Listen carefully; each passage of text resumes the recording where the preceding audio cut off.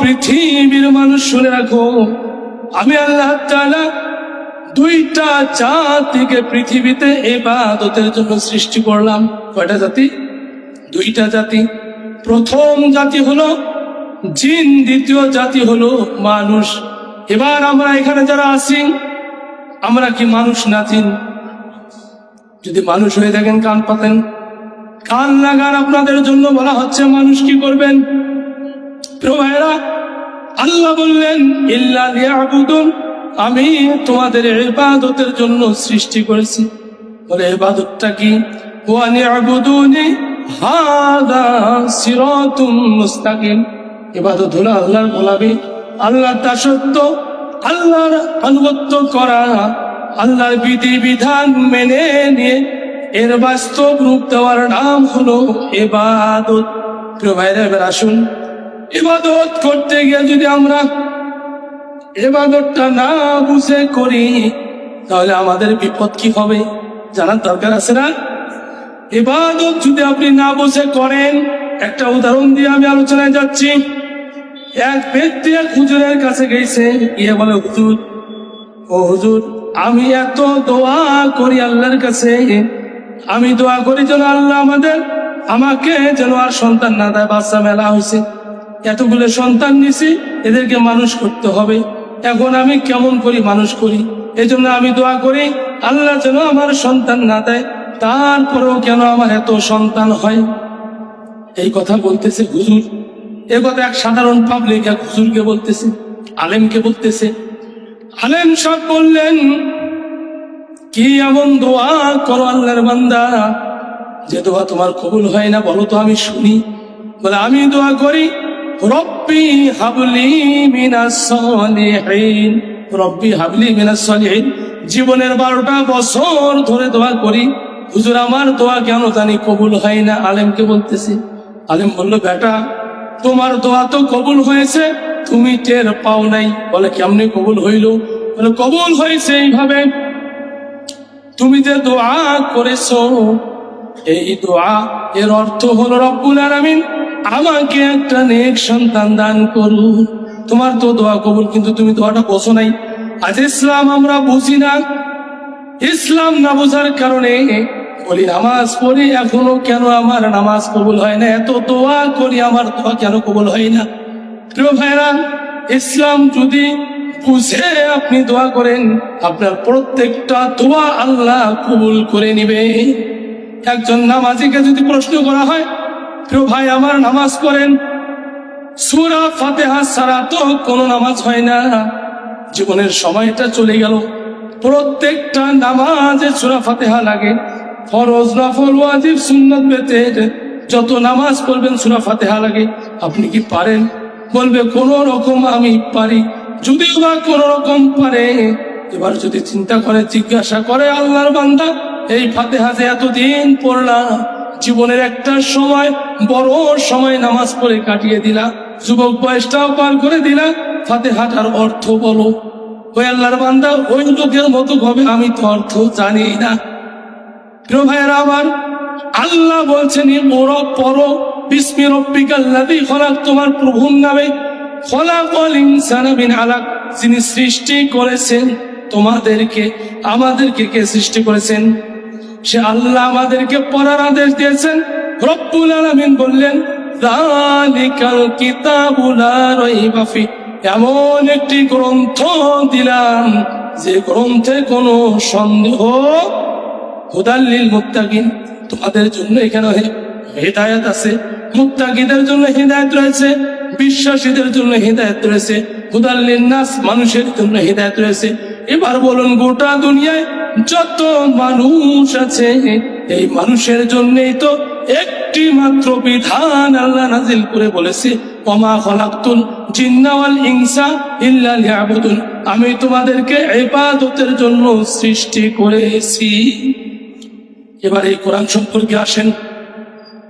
প্রিয় ভাইরা, আমি কোরআনের কথায় যাচ্ছি, তার আগে ওদিকে একটু কথা এটা বলে দেই। যখন আমরা সূরা ফাতিহা বলি আর বলি আলহামদুলিল্লাহি রাব্বিল আলামিন, ও রব্বুল আলামিন সমস্ত প্রশংসা আপনার। প্রশংসা কার? আল্লাহ বলেন, বান্দারে আমার প্রশংসা যদি তুমি আদায় করো, শুকরিয়া আদায় করো, আমি আল্লাহ তোমার শুকরিয়া আদায়ের মাধ্যমে নিয়ামত বৃদ্ধি করে দেব। এবার আমরা যে শুকরিয়া আদায় করতেছি, নিয়ামতটা কি এটা চিনতে হবে। নিয়ামত হলো সবচেয়ে বড় নিয়ামত। নিয়ামত তো অনেক আছে। আপনি রাস্তাঘাটে দেখবেন এমন এক লোক দেখা যায় যে পঙ্গু, হাতটা নাই, আছে না এরকম, পুরো হাতটা কেটে গিয়েছে। তখন আপনি চিন্তা করবেন, রব্বুল আলামিন আমার হাতটা তো আপনি ঠিক রেখেছেন, এটা হলো নিয়ামত। দেখবেন কিছু মানুষ পা নাই, পঙ্গু হয়ে গিয়েছে, কত আফসোস লাগে তাদেরকে দেখলে। তখন মনে করবেন, রব্বুল আলামিন আপনি তো আমাকে পা দিয়েছেন, এই পা থাকার কারণে আমি চলাচল করতে পারতেছি। রাস্তায় দেখবেন এমনও মানুষ আছে, কিছু মানুষ আছে দেখবেন এরা পাগল হয়ে ঘুরে বেড়াচ্ছে কাগজ করে, আছে না এরকম। এদেরকে দেখে আপনি শুকরিয়া আদায় করবেন, রব্বুল আলামিন আপনি তো আমাকেও তো পাগল বানাইতে পারতেন গো মাবুদ, আপনি আমাকে দয়া করিয়া সুস্থ দিয়েছেন। এভাবে প্রত্যেকটা অঙ্গ প্রত্যঙ্গের নিয়ামতের শুকরিয়া আদায় করতে হবে। এই হাত পায়ে আপনি যখন আল্লাহর বিরুদ্ধে কথা বলবেন, এই জবান দিয়ে যখন আল্লাহর বিরুদ্ধে কথা বলবেন, এই হাত দিয়ে আল্লাহর বিরুদ্ধে কাজ করবেন, পা দিয়ে আল্লাহর বিরুদ্ধে কাজ করবেন, আল্লাহ আপনাকে ছেড়ে দিবে না। আল্লাহ বলছেন, আলিয়াউমা নাখতিমু আলা আফওয়াহিহিম ওয়া তুকাল্লিমুনা আইদিহিম ওয়া তাশহাদু আরজুলুহুম বিমা কানু ইয়াকসিবুন। কিয়ামতের দিন আল্লাহ হিসাব নেওয়ার সময় বলবে, বান্দা বান্দিকে যখন বলবে আমি তো তোমাকে নিয়ামত দিয়েছি, আমার কাজ কতটুকু করেছো, এরা মিথ্যা কথা বলবে। এরা বলবে, রব্বুল আলামিন আমার এই জবান দিয়ে আমি ভালো কাজ করেছি। এবার লক্ষ্য করুন, সকল ক্ষমতার মালিক কে? বলেন, সকল ক্ষমতার মালিক কে? জবান দিয়ে তো সাক্ষ্য দিলেন। এই জবান দিয়ে যখন আপনি বলবেন সকল ক্ষমতার মালিক হলো জনগণ, তখন আপনি শিরক করলেন, মুশরিক হইলেন। এবার বলেন তো, যারা বলে সকল ক্ষমতার মালিক হলো জনগণ, এরা কি মুসলমান না মুশরিক? কথা বুঝতেছেন? কোরআন যদি না বোঝেন ভাই, তাহলে ভাগ্যের পরিবর্তন কোনোভাবেই হবে না। সারাদিন কান্দে, একেবারে সিজদা মাথা ঘষছে, মাথা ছাল তুলি ফেলেলেও কোনোদিন শান্তি আসবে? বুঝে মানতে হবে। এবার বলেন প্রিয় ভাইরা আমার, সকল ক্ষমতার মালিক কে? আলহামদুলিল্লাহি রাব্বিল আলামিন। সূরা ফাতিহায় বললেন, ওগো রব্বুল আলামিন আপনি গোটা বিশ্ব জগতের প্রভু, সৃষ্টিকর্তা। আলহামদুলিল্লাহি রাব্বিল আলামিন, সকল ক্ষমতার মালিক আপনি, আপনার প্রশংসা আদায় করতেছি। এবার জমিন আল্লাহ ছেড়ে দিয়েছে পরীক্ষার জন্য। সূরা মুলুক 29 নম্বর পারার প্রথম পৃষ্ঠা 2 নম্বর আয়াত। আল্লাহ বললেন, আল্লাযী খলাকাল মাউত, প্রথমে মৃত্যুর কথা স্মরণ করে দিয়েছে। আল্লাযী খলাকাল মাউত ওয়াল হায়াতা লিয়াবলুয়াকুম আইয়ুকুম আহসানু আমালা। রব্বুল আলামিন বললেন, আমি তোমাদের মৃত্যু দিলাম, হায়াত দিলাম, লিয়াবলুয়াকুম তোমাদেরকে পরীক্ষা করার জন্য, আইয়ুকুম আহসানু আমালা আমলে কে উত্তম হবে। তাহলে আল্লাহ ভয় দেখাইলো, বাস্তবতাও বললো, প্রথমে মৃত্যুর কথা বললো।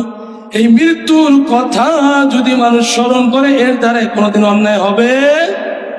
কবর মানুষকে প্রতিদিন ডাকে, এই কবরের কথা যদি কোনো মানুষ স্মরণ করে, তার দ্বারা অন্যায় হবে, অপকর্ম হবে, হবে না? এবার আসুন, বলতেছিলাম রব্বুল আলামিন, ওই যে বলতেছি আল্লাহ সমস্ত প্রশংসা আপনার। আবার বাস্তব জীবনে আল্লাহ যে আমাদের পরীক্ষার জন্য জীবনটা দিলেন, জীবন কিসের জন্য? আমার পরীক্ষার জন্য। কিসের জন্য? পরীক্ষাটা দিতে হবে ইবাদত করে। আপনি পরীক্ষার নিয়ম নিয়ে আপনার নাই, আপনার সন্তানকে স্কুলে ভর্তি করান, মাদ্রাসায় ভর্তি করান, লেখাপড়া করান। এই যে হাফিজিয়া মাদ্রাসা, আজকের তাফসীরুল কোরআন মাহফিল দারুল উলুম ওসমান গনি রাদিয়াল্লাহু তাআলা হাফিজিয়া মাদ্রাসা, এখানে হাফেজ ছাত্রদের দস্তরবন্দি উপলক্ষে আলোচনা। তাহলে যারা হাফেজ হয়েছে, এরা কি বসে থেকে হয়েছে না পড়ে হয়েছে? তাহলে আপনাদেরকেও করতে হবে, বসে থেকে কোনো লাভ।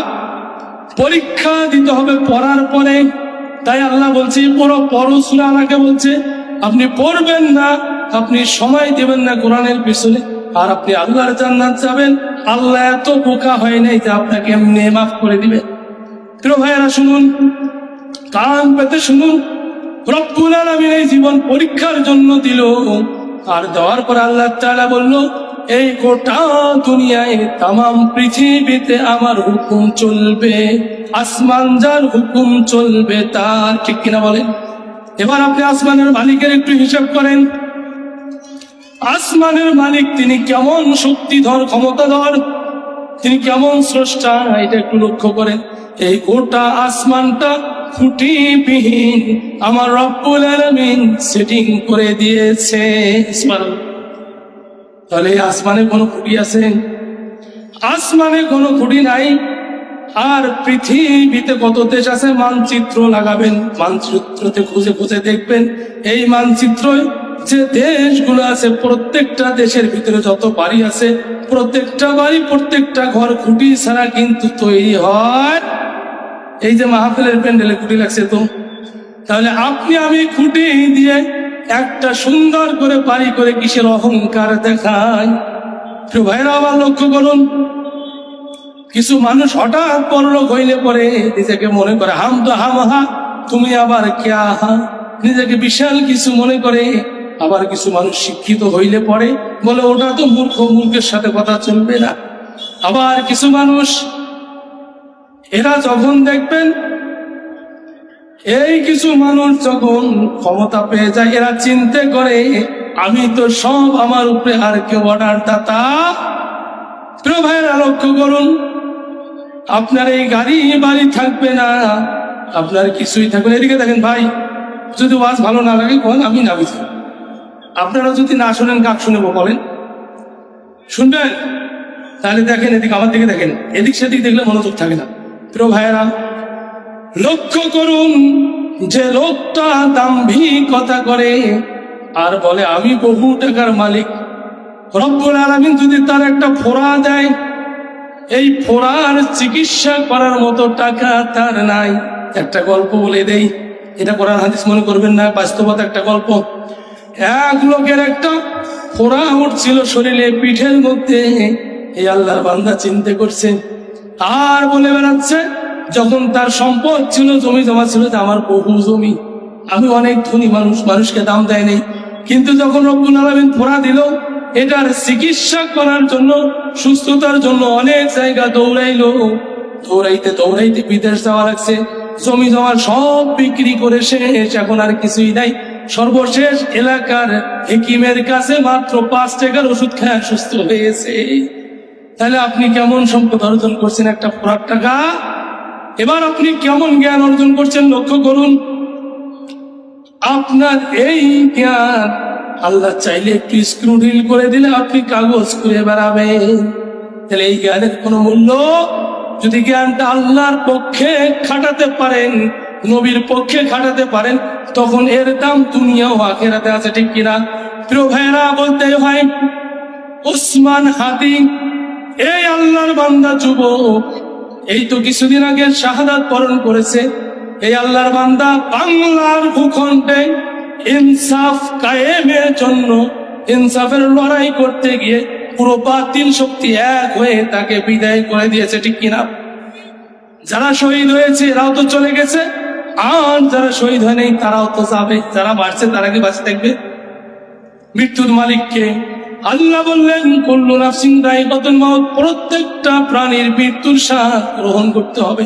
প্রিয় ভাইরা আসুন, তাহলে যে জ্ঞান আল্লাহর দিকে খাটাবে না, এই জ্ঞানের কোনো দাম? অনেক জ্ঞানী আছে দেখবেন, হুজুর বলছেন তুমি যতই বড় জ্ঞানী হও, যদি কোরআনের জ্ঞান তোমার না থাকে, তোমার হৃদয়টা একটি উজাড় গৃহ শূন্যের ঘর, তোমার ভিতরে কোনো জ্ঞান নাই। যার কারণে দেখবেন মাদ্রাসার ছোট ছোট বাচ্চাগুলো মুরব্বিদেরকে দেখলে সালাম দেয়, এদেরকে দেখলে আদবের সাথে চলে। আর স্কুল কলেজ ইউনিভার্সিটির মাস্টার গুলো দেখবেন মুরব্বি দেখলে এরকম করে, আমি তো বড় শিক্ষিত পণ্ডিত, আমি আবার সালাম দেবো নাকি? উনি ফির কি মূর্খ লোক। ও মিয়া শুনে রাখুন, আল্লাহ কোরআনে বলছেন ওয়াইবাদুর রহমানিল্লাযীনা ইয়ামশুনা আলাল আরদি হাওনা ওয়া ইযা খাতাবাহুমুল জাহিলুনা ক্বালু সালামা।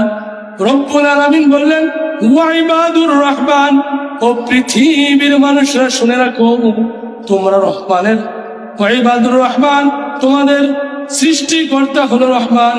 তোমরা যদি রহমানের ইবাদতকারী হতে পারো, রহমানের বান্দা হতে চাও, তোমরা যদি রহমানের গোলাম হতে চাও, তবে রহমান তোমাকে আদেশ করলো, ওয়া ইবাদুর রহমান আল্লাযীনা, যারা রহমানের গোলাম হতে চায়, তার আনুগত্য করতে চায়, তার ভালোবাসা পেতে চায়, ইয়ামশুনা, তারা চলাচল করবে, ফিল আরদ, জমিনে, হাওনা, নম্র ভাবে।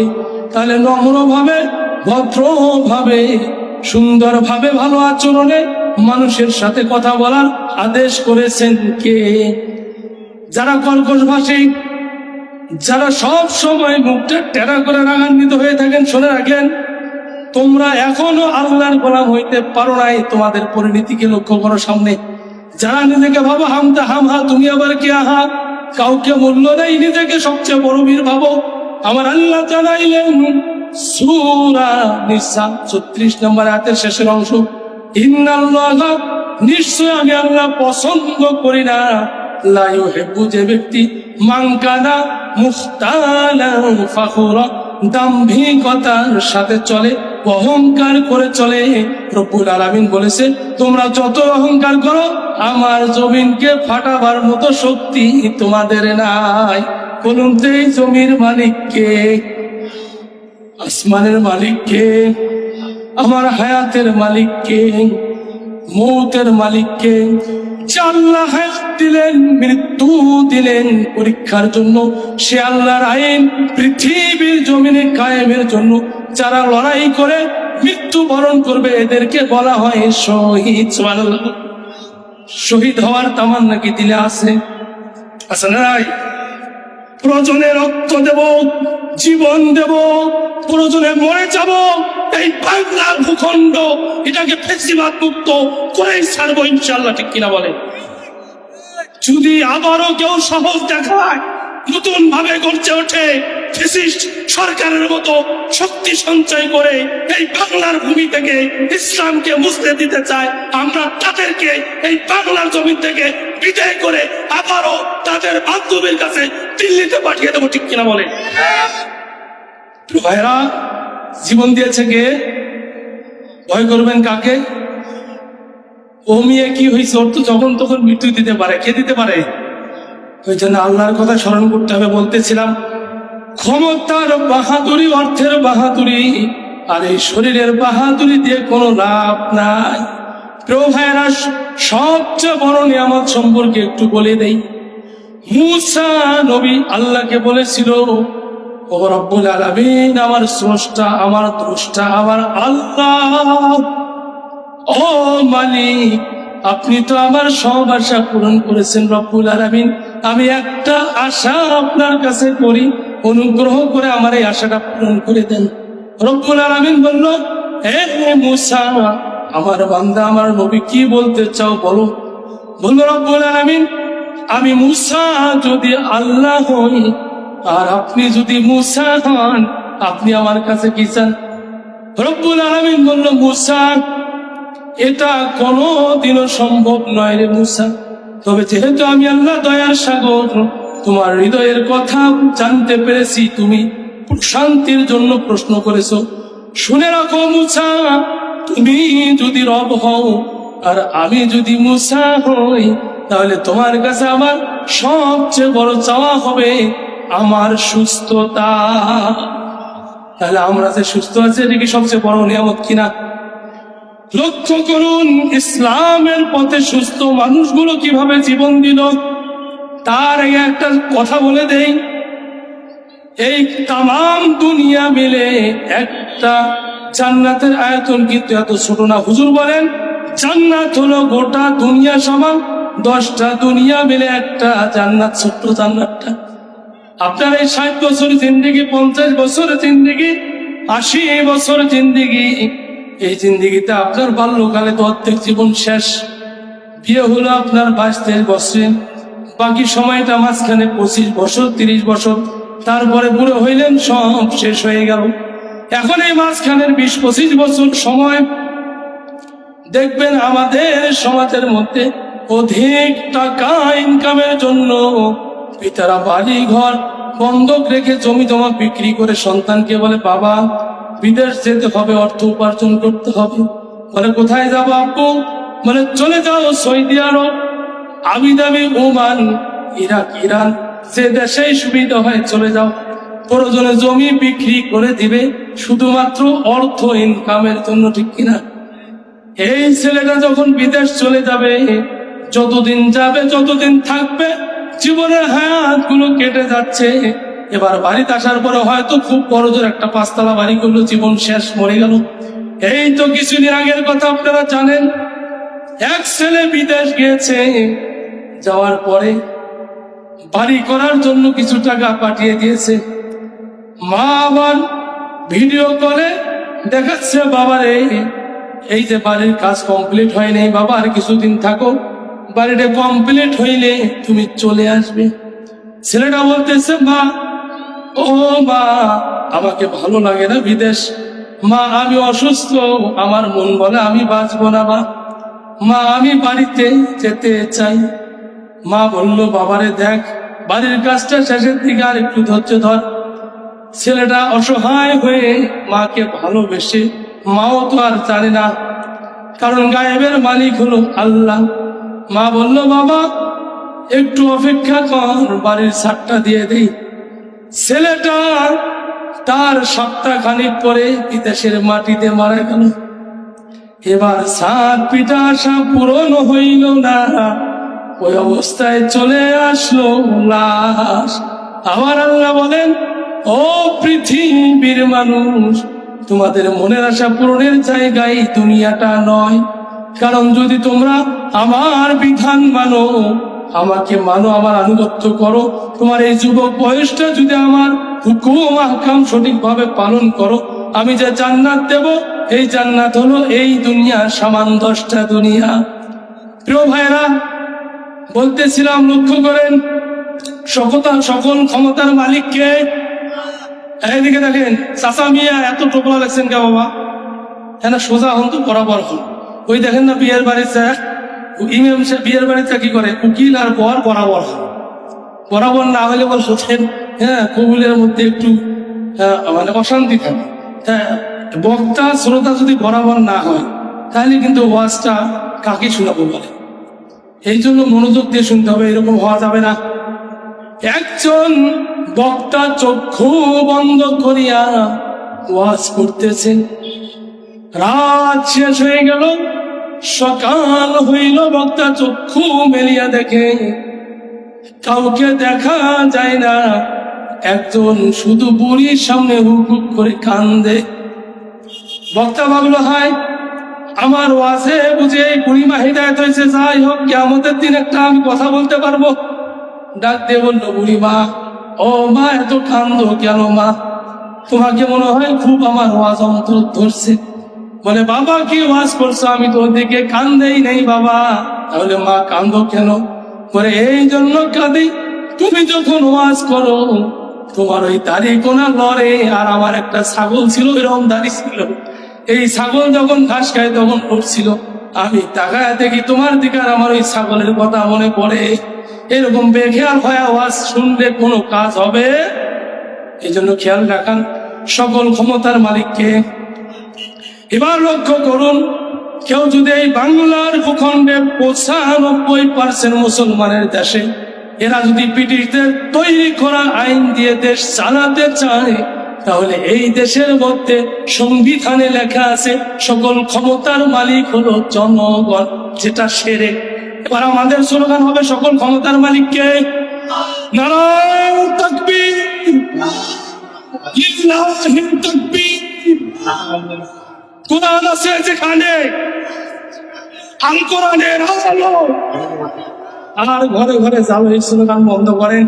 এবার ডাইরেক্ট হবে, আল কোরআনের আলো সংসদে চালো, আল কোরআনের আলো, আল হাদিসের আলো। ভাইরা, কেন বললাম? বাংলাদেশটা একটা ক্যাটাগরির মধ্যে, সিস্টেমের মধ্যে চলে। এই বাংলাদেশের 300 আসন আছে, এমপি আসন, সংরক্ষিত মহিলা আসন 50টি। গোটা দেশের মধ্যে 68,000 গ্রাম বাংলার এই বাংলাদেশ, এখানে 300 জন এমপি যেটা করবে 3 লক্ষ মুসলমান ওয়াজ করিয়ে সেটা হবে। এজন্য আপনি যার কাছে নাগরিকত্ব নিতে যাবেন, যে মেম্বারের কাছে, ওই মেম্বার যদি বিড়ি খায় আর নাগরিকত্ব দেয়, যে মেম্বারের কাছে যাবেন চারিত্রিক সনদ নিতে, ওই মেম্বার যদি বিড়ি খায় চারিত্রিক লাগে, এবার লক্ষ্য করেন সে চারিত্রিক সনদ দিচ্ছে, ওরে তো চরিত্র ঠিক নাই, ঠিক কিনা বলেন? এই কথা বুঝতেছেন?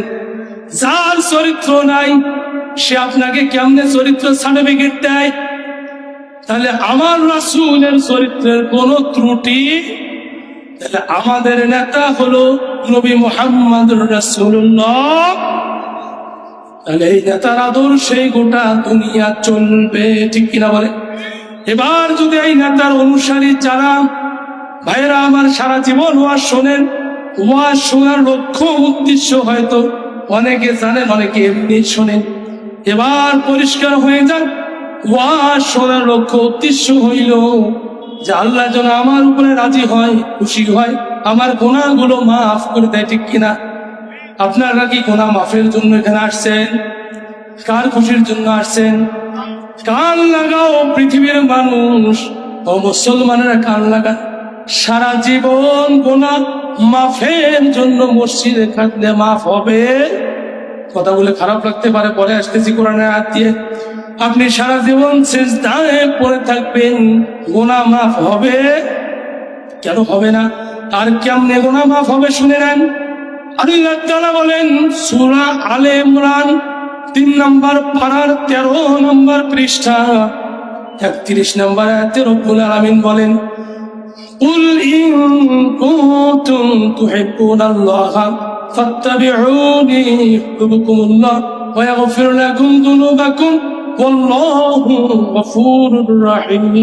আল্লাহ বলেন, রব্বুল আলামিন বললেন, কুল হে রাসূল আপনি বলুন, ইন কুনতুম তুহিব্বুনাল্লাহ, যদি তোমরা আমাকে ভালোবাসো, ফাত্তাবিউনি, আমার রাসূলের অনুসরণ করো। আমরা কাকে ভালোবাসি? কাকে ভালোবাসি? কার আইন মানতে চাই? এই রাত্রে, গভীর রাত্রে এখানে বসে আছি কার ভালোবাসার আশায়? তামাম দুনিয়ার মানুষ যদি আপনাকে ভালোবাসে, আর যদি রব্বুল আলামিন বলে আমি ওকে ভালোবাসি না, বিপদ আছে না নাই? আবু জাহেল তৎকালীন সময় রাসূলের আদর্শ গ্রহণ করে নাই, কিন্তু ওই আরবের মধ্যে সবচেয়ে প্রভাবশালী এবং সবচেয়ে বড় নেতা, রাষ্ট্র ক্ষমতায় ছিল তিনি ছিল রাষ্ট্রের সরকার। পাওয়ারটা দেখেন কত বড়, জনগণ দেখেন কতগুলো। এই আবু জাহেল ভেবেছে আমার দলটা ভারী, আমার লোকগুলো বেশি, আমার শক্তি বেশি, সব সাইটা আমি অলোকে, এখন আমার সাথে কে পারে? এইটা ভাবিয়া তিনি চিন্তা করেছে মোহাম্মদের তো অনুসারী কম, মোহাম্মদ বুঝি ভুলে আছে, যার কারণে বদরের যুদ্ধের দিন নবীজি যখন বদরের যুদ্ধে চলে যায়, মাত্র 313 জন সাহাবাকে নিয়ে যায়। আর এদিকে আবু জাহেল 1000 সৈন্য নিয়া কাবার গেলাপ ধরে বলেন, আল্লাহুম্মা ইন কানা হাযা হুয়াল হক, ওগো আরশের মালিক রব্বুল আলামিন, যদি মুহাম্মদ হক হয়, কোরআন সত্য হয়, আল্লাহুম্মা ইন কানা হাযা হুয়াল হক মিন ইনদিকা, তাহলে আপনি মিন ইনদিকা আও ইতিনা বিআযাবিন, আল্লাহুম্মা ইন কানা হাযা হুয়াল হক মিন ইনদিকা ফাআমতির আলাইনা হিজারাতাম মিনাস সামা, যদি মুহাম্মদ সত্য হয়, আমি ভুল হইলে আসমান থেকে পাথরের বৃষ্টি বর্ষণ করুন। দোয়াটা খেয়াল করবেন। এবার পরে বলতেছে রব্বুল আলামিন, যদি পাথরের বৃষ্টি আপনি না দেন, তাহলে আপনি বিআযাবিন আলিম, এমন আযাবের ব্যবস্থা করেন, যন্ত্রণাদায়ক আযাব। কিছু মানুষ তাদের দল ভারী, তাদের ক্ষমতা শক্তি দেখে মনে করে আমরাই সঠিক আছি, এই জন্য তারা মুখে জোরে বলে শরিয়া আইন আমরা মানি না, ঠিক কিনা বলেন? ও মিয়া, শরিয়া আইন মানো না, তুমি যতই বড় পণ্ডিত হও, তোমার চেয়ে বড় পণ্ডিত ছিল আবু জাহেল। আবুল আহাব, ফেরাউন, নমরুদ, হামান এরা একজনও পৃথিবীতে নাই। তুমি একদিন থাকবে না, এই কথা সাক্ষ্য হয়ে থাকবে তামাম দুনিয়ায়। কাজে তোমার মতো মুশরিকের পেছনে আমরা আর থাকতে চাই না, ঠিক কিনা বলেন? আবু জেহেলের দোয়া কবুল হইল না, কবুল হয়ে গেল আবু জেহেলের দোয়া, কারণ সে বুঝছে কিন্তু ভুল দোয়াটা ছিল সঠিক, বুঝছে ভুল দোয়াটা।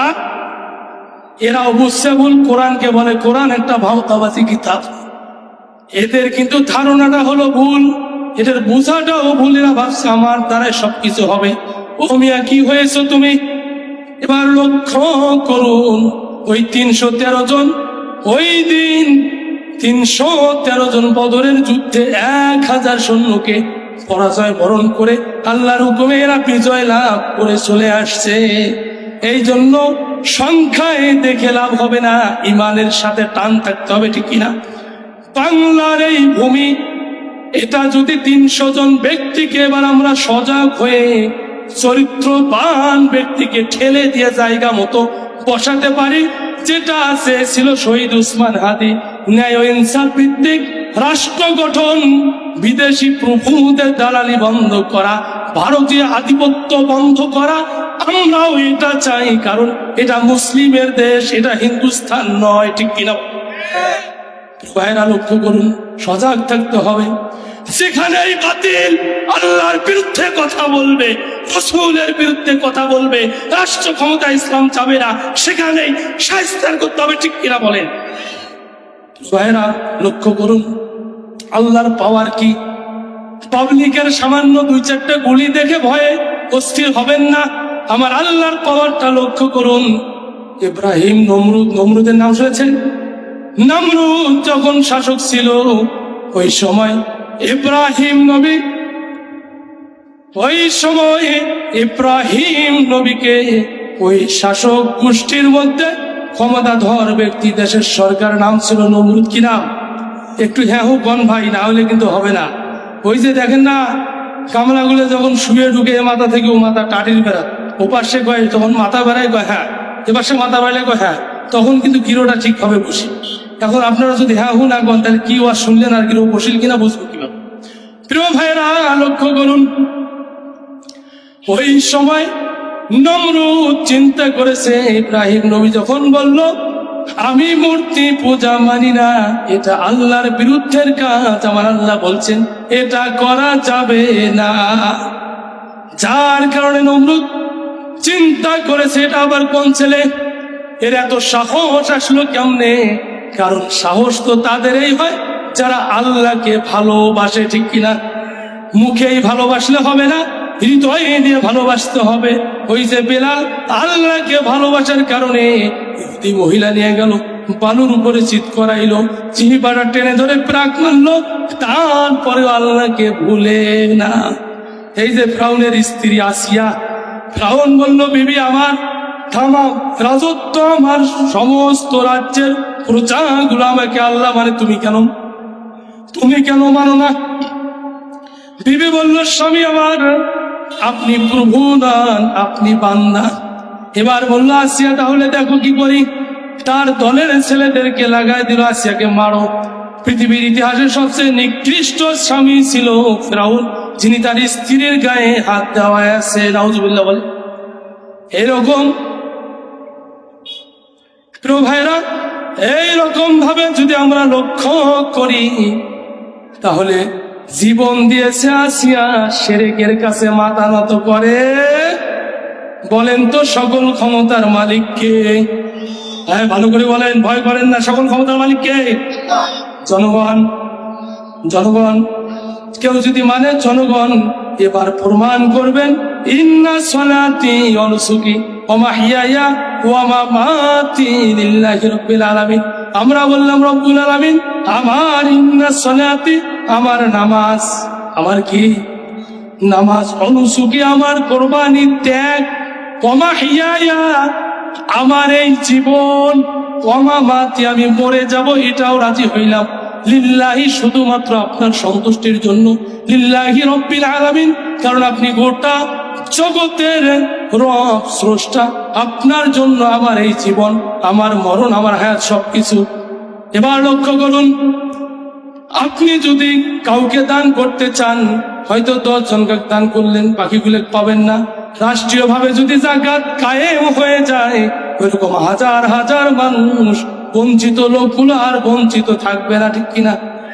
এই যে রংপুর রামমোহন মার্কেট চেনেন?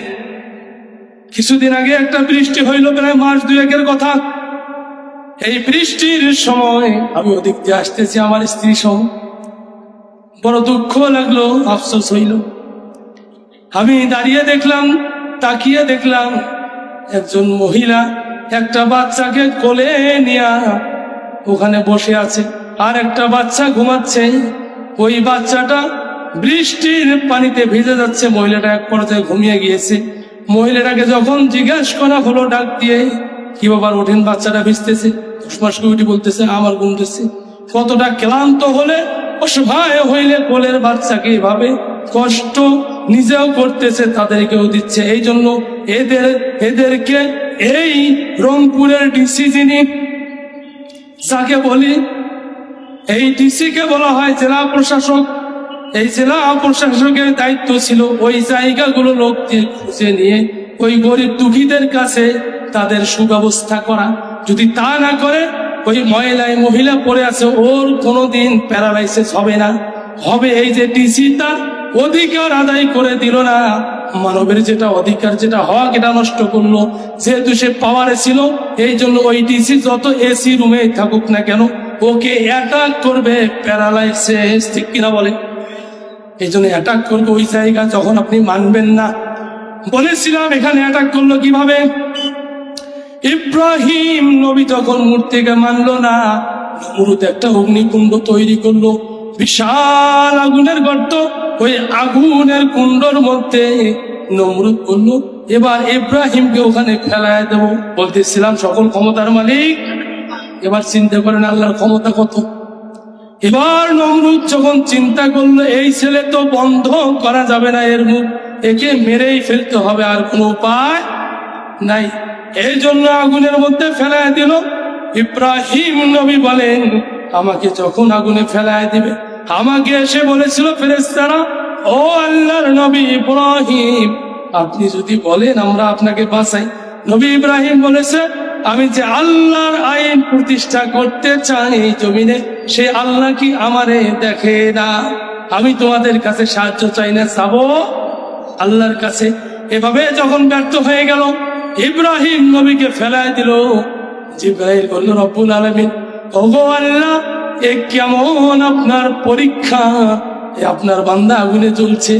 আল্লাহ রব্বুল আলামিন বলল, আমার নবীকে সংবাদ দাও, কুল্লা ইয়া নারু কুনি বারদাও ওয়া সালামান আলা ইব্রাহিম। আল্লাহ আদেশ করলো, আগুন তুমি শীতল হয়ে যাও, আরামদায়ক হয়ে যাও। নবী ইব্রাহিম বলেন, আমি যতদিন ওই আগুনের ভিতরে ছিলাম, আমার কাছে মনে হয়েছে পৃথিবীর সবচেয়ে শান্তি পেয়েছি ওই আগুনে, একটা পশমও করা যায় নাই। এ থেকে প্রমাণ হয় সকল ক্ষমতার মালিক। আর আপনি যতই ক্ষমতা দেখান, ওই যে নমরুদ বলেছিল এক সময়, ইব্রাহিম তুমি কি দেখাও? বলে, আমার আল্লাহ মৃত্যুকে জীবিত করে, জীবিতকে মৃত্যু করে। বলে, এটা তো আমিও পারি। বলে, কেমনে পারে আমারে দেখান। তখন ওই নমরুদ করলো, জেলখানা থেকে 2টা কয়েদি ধরে নিয়ে আসলো, একটাকে মেরে ফেললো, একটাকে ছেড়ে দিল, আর বলল, এই দেখো আমি পারি। এবার বলেন তো, যারা নমরুদের মতো চালাক, এই লোকগুলো এইরকম বোকামি করে নিজেকে বুদ্ধিমান ভাবে, ঠিক কিনা বলেন? আর যারা ইব্রাহিম নবীর মতো আদর্শবান, ইব্রাহিম নবী দোয়া করলো, রব্বুল আলামিন, ওগো আল্লাহ, মৃত্যুকে কেমনে জীবিত করেন একটু দেখতে চাই। আল্লাহ বললেন, ইব্রাহিম নবী গো, ও আমার বন্ধু, তুমি কি বিশ্বাস করো না? বলে, হ্যাঁ আল্লাহ, আমি বিশ্বাস করি, আমার হৃদয়ে চাই দেখতে প্রশান্তি লাভের জন্য। তখন বললো, 4টা পাখিকে ধরে আনো, পোষ মারা। আল্লাহর হুকুমে পোষ মানলো। এই পাখি 4টাকে জব করলো, এদেরকে ভর্তা করো, গোস্তগুলো একসাথে করে আলুর ভর্তার মতো মিশিয়ে দাও। দিল। 4টা টুকরা করে পাহাড়ের 4টা কর্নারে রেখে আসলো। এবার ইব্রাহিম নবী বলল, আল্লাহ কিভাবে মৃত্যুকে জীবিত করে, এবার দেখো। সমস্ত লোক পালা হইল। ইব্রাহিম নবী পাখিদেরকে ডাকলো, পাখিরা হেঁটে হেঁটে উপস্থিত হইল। আমার আল্লাহ বলল, ইব্রাহিম নবী গো, এই পাখিগুলো যদি উড়ে আসতো, ওই যে আমার শত্রুরা নমরুদের গোষ্ঠীরা বলতো এগুলো ওই পাখি নয়, এগুলো নতুন পাখি। কাজে ইসলামের আদর্শ মানিয়ে যারা আদর্শবান হয় তাদেরকে দেখে আগে ট্যাগ লাগা হয়েছিল, এরা হলো জঙ্গি বা ঠিক কিনা। কাজে এই দেশের মানুষ এখন বুঝে ফেলছে ফ্যাসিস্টের চরিত্র, এখন বুঝে ফেলছে ভারতের দালালদের চরিত্র, বুঝে ফেলছে ভারতের আধিপত্য এই দেশে কিভাবে কারা চায়। এই জন্য বাংলার মানুষ জীবন দেব, রক্ত দেব, শহীদ হব, তবু ভারতের আধিপত্য এই জমিনে কায়েম হতে দেব না, দেব না, দেব না। ঠিক কিনা বলে ভাইরা? কাজে ঈমান আনতে হবে কার মতো? ইব্রাহিম নবীর মতো। ইব্রাহিম নবী যখন 80 বছর পার হইল, বুড়ো মানুষ, সন্তান হয় না, আল্লাহ একটা সন্তান দিল যার নাম হলো ইসমাইল। কি নাম? প্রিয় ভাইরা, ইসমাইলকে যখন আল্লাহ দিল, ঈমান কারে কয়? খালি ঈমান ঈমান কইলেই হবে না, ঈমান ঈমান করো তুমি। ঈমান কি এতই সোজা? মুসলিম হয়ে পহিতাছো তুমি শয়তানের এই বোঝা। ঠিক কিনা? মুখে বলি ইমানদার, ভোট আসলে টুপি মাথায়, মাদ্রাসার তলবেলে হয়ে যায় যখন মাসুম, ভোট বাড়ে গেলে ওর সাথে শয়তানও পায় না। ঠিক কিনা বলেন? আমার আল্লাহ বলছেন, ইন্নাহু লাকুম আদুউম মুবিন, নিশ্চয় শয়তান তোমাদের প্রকাশ্য শত্রু। শয়তান আমাদের, শয়তান কিভাবে চিনবেন আল্লাহ সে কথাও বলছে। ইয়া আইয়ুহাল্লাযীনা আমানু, হে বিশ্বাসীগণ, উদখুলু, প্রবেশ করো, ফিস-সিলমি কাফা, পুরোপুরি ইসলামে প্রবেশ করো, ইসলাম মানো। ওয়ালা তাত্তাবিউ খুতুওয়াতিশ শাইতান, শয়তানের পদঙ্ক অনুসরণ করিও না। তার মানে শয়তানের রাস্তা যেগুলোতে, যে রাস্তাগুলো দিয়ে শয়তান চলে, এবার লক্ষ্য করুন, রাস্তা দেখায় দিচ্ছি। জিনা করা এই রাস্তাটা শয়তানের না মুসলমানের? কথা বলেন কার? চুরি করা কার রাস্তা? ডাকাতি করা কার রাস্তা? তাহলে জিনা করা শয়তানের রাস্তা, চুরি করা শয়তানের রাস্তা, ডাকাতি করা শয়তানের রাস্তা, চাঁদাবাজি করা শয়তানের রাস্তা, মাথায় টুপি দিয়ে জনগণকে ধোঁকা দেওয়া এটাও শয়তানের রাস্তা। এই জন্য আল্লাহ বলছে, বান্দা বান্দিরা, শয়তান দেখতে চাও তবে এদিকে তাকাও। যারা শয়তানের পথ অনুসরণ করে, যারা ভারতীয় আধিপত্য এই বাংলার ভূখণ্ডে কায়েম করতে চায়, যারা হিন্দুস্তানের রীতি মানতে চায়, যারা মুসলমানদের বিরুদ্ধে চলে, নবীর বিরুদ্ধে চলে, আল্লাহর বিরুদ্ধে চলে, যারা এই দেশের মুসলিমদের বিরুদ্ধে চলে, এরা কখনো মুসলিম হতে পারে না। এরাই হলো প্রকৃত প্রকাশ্য শয়তান। ঠিক কিনা বলে? লিল্লাহে তাকবীর, নারায়ে তাকবীর। বীর মুসলমান, ধরো আল কোরআন, ফিরায়া আনো সেই হারানো সম্মান। যে আওয়াজ তুলে ওরে মুসলমান, ভয়ে কাঁপিত কাফেরও বেঈমান।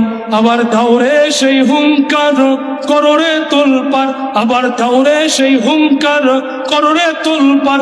পাপ রাজনীতি ভেঙে কররে চুরমার। লিল্লাহি তাকবীর, নারায়ে তাকবীর।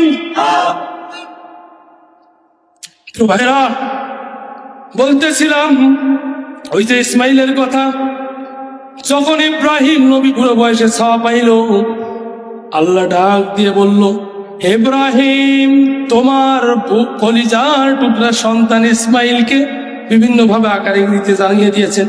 তোমার সবচেয়ে প্রিয় বস্তুকে তুমি কুরবানি দাও, প্রিয় জন্তুকে। ইব্রাহিম নবী দেখলেন আমার ইসমাইল ছাড়া আর কেউ নাই। ইসমাইলকে ডাক দিয়ে বললেন, হে আমার ছেলে, আমি তোমাকে কোরবানি দিতে চাই। ইসমাইল বলল, ও আমার পিতা, সাতাজিদুনি ইনশাআল্লাহু মিনাস সাবিরিন, আমি ধৈর্যের সাথে আছি, ধৈর্যশীলদের সাথে পাবেন।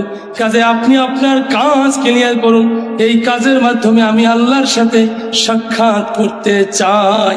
রব্বুল আলামিন বললেন সূরা তাওবা 11 নম্বর পারার 3 নম্বর পৃষ্ঠা 111 নম্বর আয়াতে বলেন, ইন্নাল্লাহা আশতারা মিনাল মুমিনিনা আনফুসাহুম ওয়া আমওয়ালাহুম বিআন্না লাহুমুল জান্নাহ। রব্বুল আলামিন বলেন, তোমাদের জান মাল আমি ক্রয় করে নিলাম জান্নাতের বিনিময়। তাহলে যারা এই জানকে বিক্রি করতে পারে নাই তারা শয়তানের পদঙ্ক অনুসরণ করবে। যারা জান মাল আল্লাহর কাছে বিক্রি করতে পারে নাই তারা ইসলামের সাথে মুনাফিকি করবে। যারা জান মাল আল্লাহর কাছে বিক্রি করতে পারে নাই এরা মুখে বলবে আমি মুসলমান, কিন্তু কাজের বেলায় যা পায় সব মুশরিক, ঠিক কিনা? কাজে প্রিয় ভাইরা, মহান আল্লাহ তাআলা আমাদেরকে যে কথাগুলো আমরা শ্রবণ করলাম এই কথাগুলো সঠিকভাবে যাচাই করে এর উপরে আমল করে জীবনের বাকি সময়টুকু চলার তৌফিক দান করুন বলে আমিন। ওয়া মা আলাইনা ইল্লাল বালাগ। আসসালামু আলাইকুম ওয়া রাহমাতুল্লাহি ওয়া বারাকাতুহু।